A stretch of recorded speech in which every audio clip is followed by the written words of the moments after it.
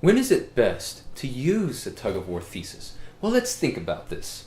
By its very nature, the tug-of-war thesis, one, will take two opposing points of view, pit them against one another in this intellectual match, and then it's going to highlight the one that you think is the stronger. Another thing that the tug-of-war thesis does is it shows that you've considered, hopefully, that you've considered both sides of an argument, and that's why there's a tug-of-war to begin with. This is all another way of saying that the tug-of-war thesis has a built-in concession to it. Now, what is a concession? A concession is essentially, if you're picking this part of an argument and you're saying this is the winner, the concession is usually this argument over here, this point of view.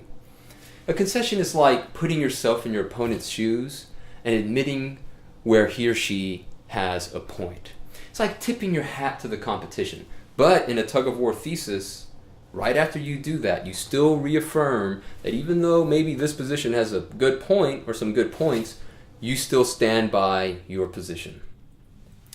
Okay, now we can answer the question. Now that we have this conceptualization of the tug-of-war thesis out there, we can answer when is it best to use. And I'll tell you, it's best to use this approach when you disagree.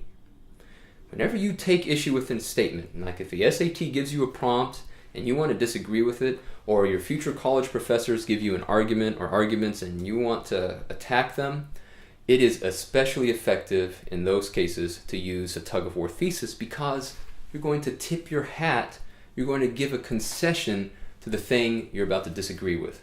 This is effective in building up your credibility, especially if you want to take issue or if you want to fight well-established scholarly sources. So if you want to go and disagree with something that Harold Bloom at Yale has said about a Shakespeare play or his interpretation of Shakespeare in general, or Cormac McCarthy's Blood Meridian or whatever, it is a good strategy to at least concede some intellectual ground before you pick the fight.